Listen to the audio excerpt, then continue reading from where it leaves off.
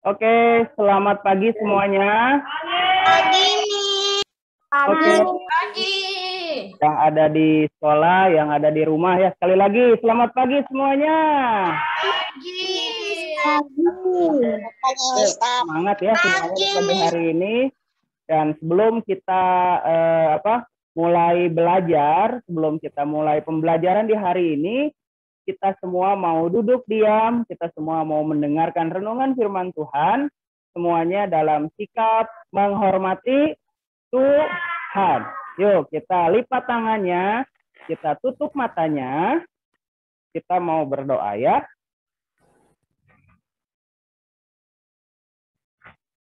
Tuhan Yesus, terima kasih untuk pagi hari ini. Terima kasih untuk setiap anugerah Tuhan, untuk setiap berkat Tuhan yang kami rasakan. Sehingga pagi hari ini kami boleh bangun dari istirahat kami tadi malam. Kami boleh menghirup udara di pagi hari ini. Kami boleh ada di tempat ini. Dan semuanya karena Tuhan Yesus yang begitu baik buat kami semua. Dan biarlah saat ini Tuhan, kami mau mendengarkan firman Tuhan. Buka hati kami, buka telinga kami untuk kami bisa mendengarkan firman Tuhan. Dan firman Tuhan boleh tertanam di dalam setiap hati kami masing-masing. Terima kasih dalam nama Tuhan Yesus. Haleluya. Amin. Oke, ya. Di pagi hari ini ya, sebelum kita membaca ayat firman Tuhan, Mr. Edi memberikan satu cerita ilustrasi ya. Ya, memberikan satu cerita ilustrasi. Di sebuah desa ada seorang gembala. Untuk mengembalakan kambing dombanya, dia pergi ke sebuah tempat yang banyak pasti rumput ya, karena kambing domba itu makannya rumput ya, bukan makan daging ya. Tetapi tempat itu hampir dekat dengan sebuah hutan. Dan biasanya gitu, orang-orang desa itu sangat waspada gitu ya, karena daerah itu adalah daerah yang cukup berbahaya karena dekat dengan hutan, dan di hutan itu ada binatang buas. Anggap saja itu adalah seperti singa gitu ya, seperti macan, itu sudah berkeliaran di sana. Dan anak ini membawa kambing dombanya itu setiap hari ke sebuah tempat untuk mengembalakan kambing dombanya, itu di situlah. Setiap hari membawanya di situ. Dia itu pernah mendengar cerita dari orang-orang sekitar gitu, bahwa tempat itu kadang-kadang suka ada binatang buas. Tetapi selama dia mengembalakan kambing domba di situ, belum pernah ada binatang buas. Ya, dia itu akhirnya berpikir dan berpikir, kenapa ya ini binatang buasnya nggak ada ya? Coba deh saya mau membuat sesuatu yang bisa desa ini, orang-orang di desa ini menjadi ramai. Dia kepikiran, dia mengambil yang namanya kentongan. Pada saat dia mengambil kentongan, dia itu memukul-mukul kentongan. Tong, tong, tong, tong, tong, tong, tong, tong, sambil berteriak apa? Tolong, tolong, tolong, tolong, tolong. Ada binatang buas, tolong, tolong, ada binatang buas, tolong, saya takut. Gitu. Dan pada saat kentongan itu dipukul, orang-orang desa otomatis pada apa? Keluar kan, karena mendengar suara yang begitu gaduh ya. Keluar melihat, oh ada binatang buas di situ. Tolong tuh anggap saja si anak ini bernama Otong lah ya.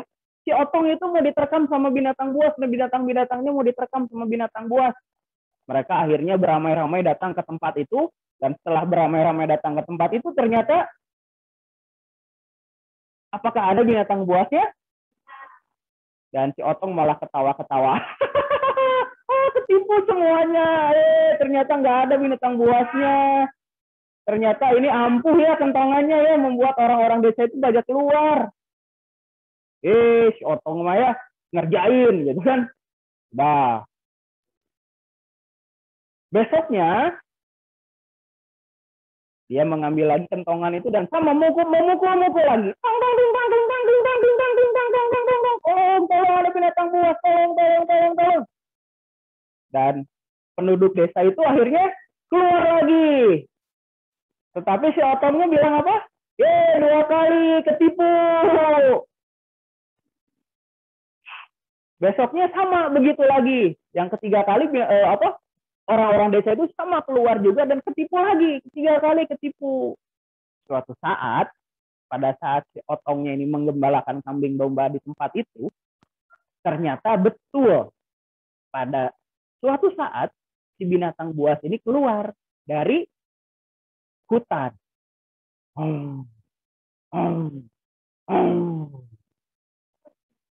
Melihat seperti itu, akhirnya mendekat dan si Otong pun kaget karena ada melihat seekor harimau itu datang untuk menerkam kambing domba dan dirinya.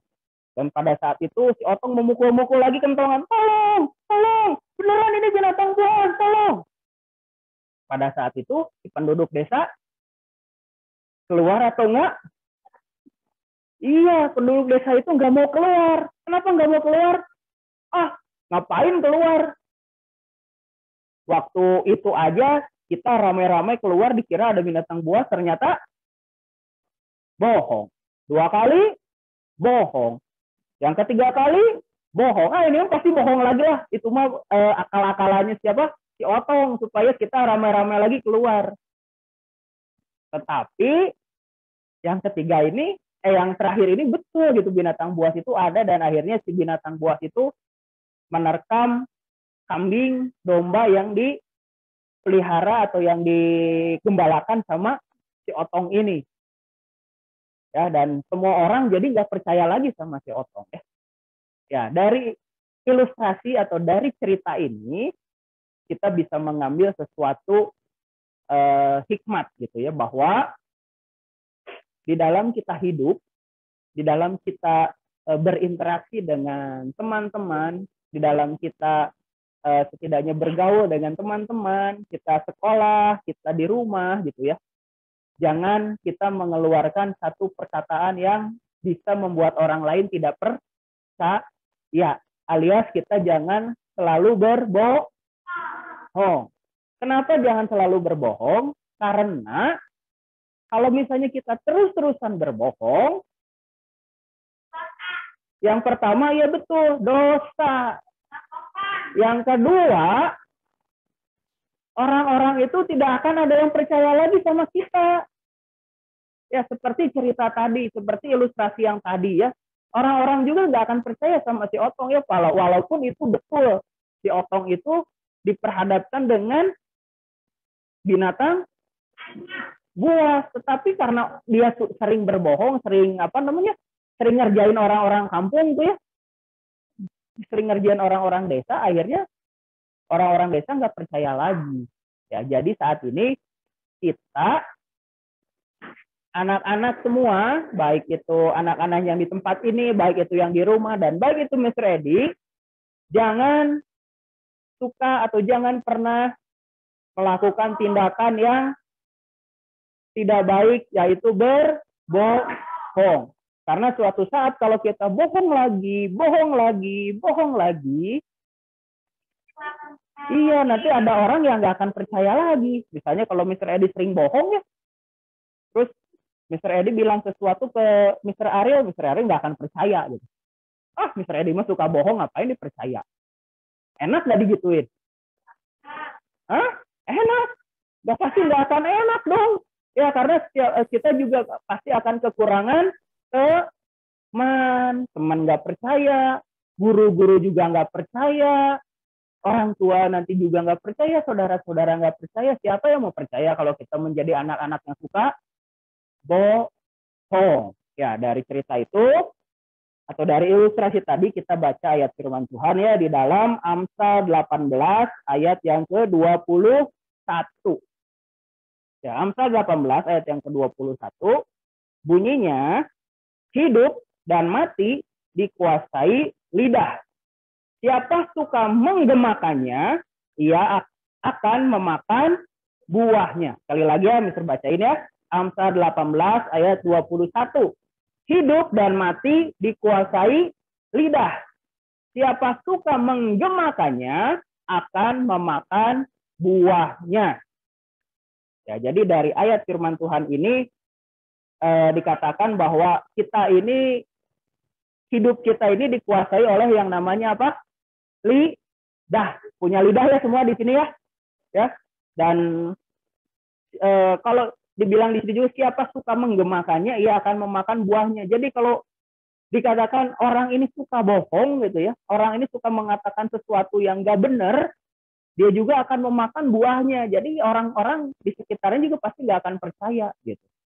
Kalau misalnya kita melakukan yang baik, perkataan kita atau lidah kita mengatakan sesuatu yang baik, yang jujur, yang bisa menenteramkan hati orang, pasti kita juga akan dikasihi oleh orang-orang di sekitar kita. Oke? Ya, jadi firman Tuhan di pagi hari ini kita belajar supaya kita bisa menjaga lidah kita, menjaga diri kita supaya kita tidak lagi berbohong, supaya kita bisa dipercaya sama orang-orang di sekitar kita. Oke? Sekali lagi ya, Mr. Edi bacain ya. Hidup dan mati dikuasai lidah, siapa suka menggemakannya akan memakan buahnya. Oke, di sini bisa mengikuti ya. 1, 2, 3. Hidup dan mati dikuasai lidah. Oke, semuanya dong. Yuk, 1, 2, 3. Hidup dan mati dikuasai lidah. Siapa suka menggemakannya akan memakan buahnya. Yuk, sekali lagi ya. 1, 2, 3. Hidup dan mati dikuasai lidah.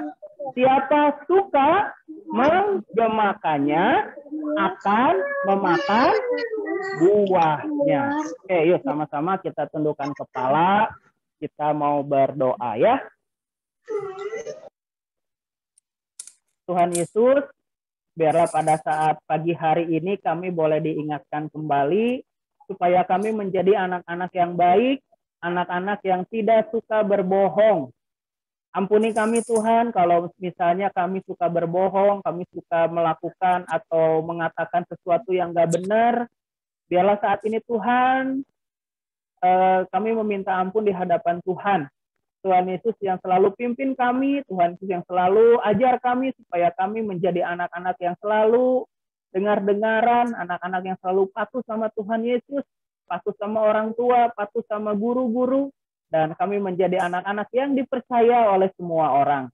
Terima kasih Tuhan untuk firman Tuhan di pagi hari ini, dan kami serahkan untuk kegiatan kami di pagi hari ini ke dalam tangan-Mu, Tuhan Yesus yang memberikan hikmat, memberikan kepintaran untuk kami dapat melaksanakan kegiatan belajar mengajar di hari ini.